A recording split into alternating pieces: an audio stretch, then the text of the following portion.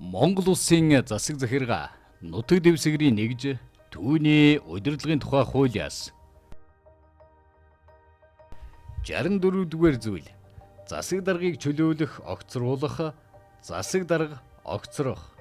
64-ийн 1 аймаг сум баг нийслэл дүүрэг хорооны засаг дарга эрүүл мэндийн байдал хүндэтгэн үзэх бусад шалтгаанаар чөлөөлөгдөх хүсэлт гаргасан бол дээд шатны засаг дарга буюу ерөнхий сайд түүний бүрэн эрхийнх нь хугацаа дуусахаас өмнө үүрэгт ажиллаас нь чөлөөлнө. 64-ийн 2 дээд шатны засаг дарга ерөнхий сайд дараах үндэслэлээр доод шатны засаг даргыг огцруулна. 64-ийн 2-ийн 1 засаг дарга гэмт хэрэг үйлдэснээр шүүхийн хүчин төгөлдөр шийтгэх тогтоолоор нотлогдсон. 64-ийн 2-ийн 2 хууль тогтоомж удаадараа эсвэл ноцтоо зөрчсөн. 64-ийн 2-ийн 3 энэ хуулийн 65-ийн 1-ийн 1 65-ийн 1-ийн 2 заасан үндэслэлээр хурал түүнийг огцруулах санал гаргасан. 64-ийн 2-ийн 4 засаг дарга өөрөө огцрох хүсэлтээ гаргасан.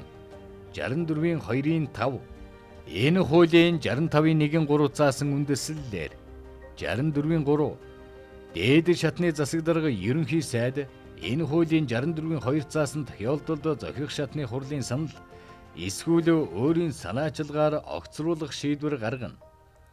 Энэ шийдвэрээ тухайн хуралд нэн даруй мэдэгдэх бөгөөд хурал 15 хоногийн дотор засаг даргад шинээр нэр дэвшүүлнэ.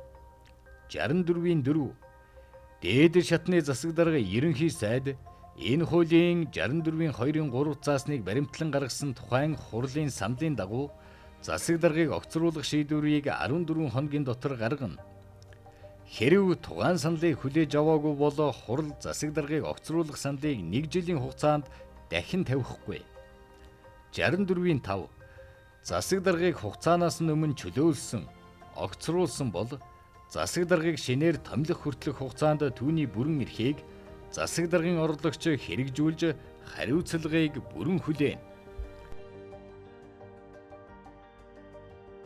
За бүх шатны засаг даргыг чөлөөлөх асуудал бол эрүүл мэндийн байдал болон бусад хүндэтгэн үздэг шалтгааны улмаас албан үүргээ гүйцэтгэж чадахгүй болсон тохиолдолд шийдвэрийг гаргадаг.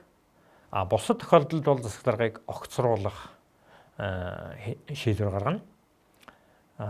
Огцруулах болон чөлөөлөх шийдвэрийг томилсон этгээд нь буюу дээд шатны засаг дарга эсвэл Монгол Улсын ерөнхий сайд гаргана.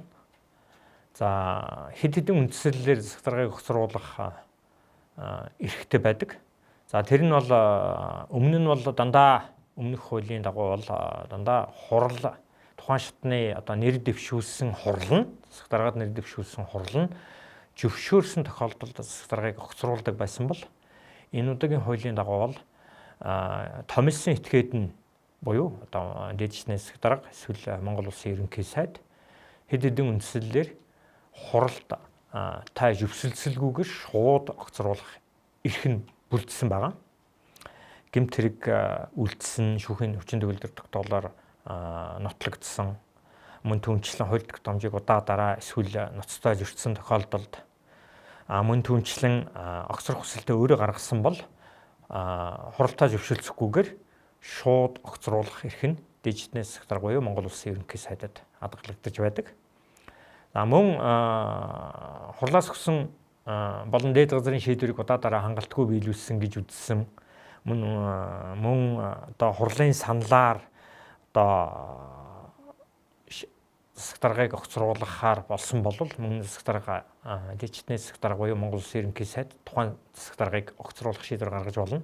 Тэгэхээр өөрөөр хэлбэл өмнө нь бол заавал хуралтай зөвшөлдсөж байж огцруулдаг байсан бол одоо бол хурлаас гаргасан санал бол засаг даргыг огцруулах нэг л үндсэл байдаг болсноороо энэ хуулийн онцлог байгаамаа.